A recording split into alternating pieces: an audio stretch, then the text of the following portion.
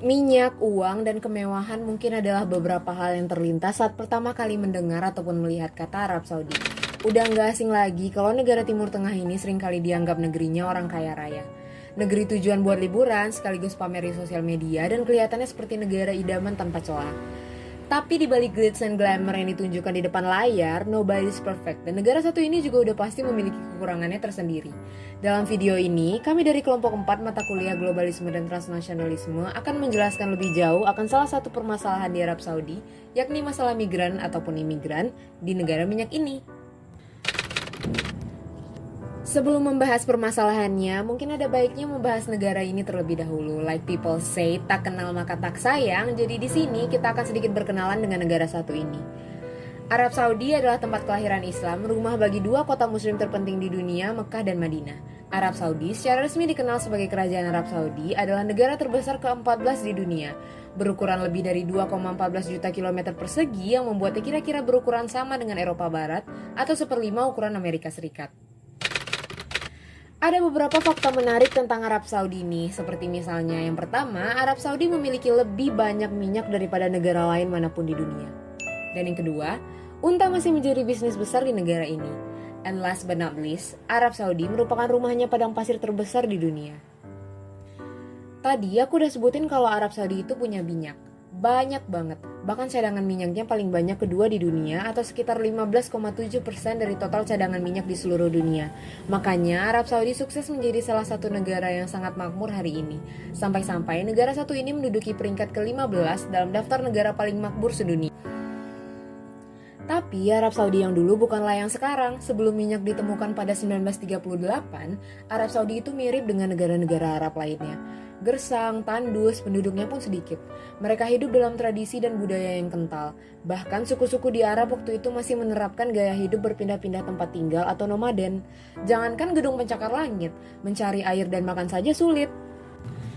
Akan tetapi minyak mengubah segalanya. Seperti kisah dari negeri dongeng, negara ini mengalami perubahan ajaib menjadi negara yang kaya raya. Seakan-akan Arab Saudi telah menemukan lampu ajaib yang mengubah hidupnya secara drastis. Seperti sumber daya yang tak ternilai, minyak dengan cepat menghasilkan sumber pendapatan utama negara ini. Minyak menjadi bagian dari kehidupan Arab Saudi dan berperan sebagai mantra kekayaan bagi negeri ini. Pendapatan yang berlimpah dan ekspor minyak telah membangun fondasi kuat untuk kemajuan dan kemakmuran. Seiring dengan pengelolaan yang cerdas, Arab Saudi berhasil meraih kekayaan yang tak terduga. Uang yang berlimpah ini kemudian digunakan untuk mengubah wajah Arab Saudi. Mereka pun mulai membangun infrastruktur yang megah dan modern hingga menciptakan kota-kota futuristik dengan pencakar langit yang menjulang tinggi. Investasi yang besar dilakukan dalam berbagai sektor seperti industri, pariwisata, pendidikan, dan teknologi. Arab Saudi dengan gemilang menarik perhatian dunia dan menjadi pusat perhatian berbagai negara dengan kemakmuran yang melimpah. Kemewahan juga menjadi bagian tak terpisahkan dari transformasi ini. Arab Saudi terkenal dengan gaya hidup yang mewah dan kemegahan yang luar biasa. Bangunan-bangunan megah, mobil mewah, dan gaya hidup yang bergelimang harta menjadi pemandangan yang umum di negara ini. Seakan-akan Arab Saudi ingin menunjukkan kepada dunia bahwa mereka telah berubah dari negara yang tadinya miskin menjadi negara yang penuh kekayaan. Seiring meningkatnya kesejahteraan Arab Saudi, penduduknya pun mulai menyerahkan pekerjaan-pekerjaan kasar kepada pekerja dari luar negeri. Pekerjaan-pekerjaan tersebut mencakup pekerjaan rumah tangga, industri pertambangan minyak, dan konstruksi. Orang asing yang menetap di Arab Saudi entah untuk belajar, bekerja, ataupun tujuan lainnya disebut sebagai imigran. Imigran adalah orang asing atau non-warga negara yang datang atau pindah ke negara lain untuk menetap secara permanen dengan tujuan tertentu, biasanya untuk bekerja ataupun belajar, dan tentunya telah melewati berbagai persyaratan keimigrasian. Sebenarnya, kebijakan Arab Saudi untuk menerima imigran itu bermanfaat. Pertumbuhan-pertumbuhan negara nggak lagi terhalang dengan populasi yang awalnya sedikit. Perusahaan-perusahaan di sana juga bisa mendapatkan banyak pekerja. Saking banyaknya imigran di sana, sampai-sampai 4 dari 10 populasi Arab Saudi itu imigran. Data itu diambil dari Saudi Census tahun 2022. Pekerja-pekerja asing di sana pun untung karena mendapatkan gaji yang besar. Gaji tersebut sering dikirim kembali ke keluarga di negara asalnya atau disebut dengan remitansi. Pada tahun 2021, sekitar 46,9 miliar dolar remitansi dikirim dari Arab Saudi ke seluruh dunia. Kalau dirupiahkan, sekitar 725 triliun. Banyak sekali ya. Sebagai negara produsen dan pengekspor minyak dan gas terbesar di dunia, tidak mengherankan jika Arab Saudi mampu menarik banyak orang dari berbagai kalangan untuk mencari nafkah di negara dengan ekonomi yang melimpah. Terlebih lagi, melalui berbagai video dan postingan, harapan-harapan indah dan mimpi kehidupan yang lebih baik seringkali terlihat di sosial media. Dari berbagai negara asal imigran yang datang ke Arab Saudi, yang paling banyak adalah yang berasal dari India, negara-negara Timur Tengah, dan Indonesia. Namun, para imigran ini seringkali menghadapi berbagai masalah dalam kehidupan mereka di Arab Saudi. Salah satu masalah yang sering dihadapi oleh para imigran adalah perlakuan yang tidak adil dari majikan atau atasan mereka. Beberapa majikan memanfaatkan kekuasaan mereka untuk mengeksploitasi tenaga kerja imigran, seperti dengan memberikan upah rendah, jam kerja yang berlebihan, atau bahkan tidak memberikan hak-hak dasar pekerja seperti gaji dan kesehatan. Selain itu, ada yang namanya sistem kafala. Sistem ini pada dasarnya membuat para majikan punya kendali atas pekerja migran. Sampai-sampai seorang pekerja tak boleh pindah pekerjaan tanpa izin majikannya. Hal ini menyebabkan ketidakadilan dan kondisi kerja yang buruk bagi para imigran. Masalah lain yang dihadapi oleh para imigran adalah terbatasnya akses terhadap layanan kesehatan dan pendidikan. Imigran seringkali menghadapi kesulitan dalam mendapatkan perawatan dan kesehatan yang layak atau pendidikan yang memadai untuk anak-anak mereka. Hal ini dapat mempengaruhi kesejahteraan dan masa depan mereka di Arab Saudi. Tidak jarang juga, para imigran mengalami kesulitan dalam mengurus dokumen kemigrasian mereka. Proses perizinan dan regulasi yang rumit serta birokrasi yang memakan waktu seringkali menjadi kendala bagi mereka dalam mendapatkan status legal yang memadai. Kesulitan ini dapat menyebabkan mereka menjadi imigran legal atau terjebak dalam situasi hukum yang tidak jelas. Belum lagi masalah isolasi sosial dan budaya yang harus dihadapi imigran. Mereka harus beradaptasi dengan budaya, bahasa, dan norma sosial yang berbeda yang dapat menyebabkan kesulitan dalam berinteraksi dengan masyarakat setempat. Isolasi ini juga mempengaruhi kesejahteraan mental dan emosional para imigran.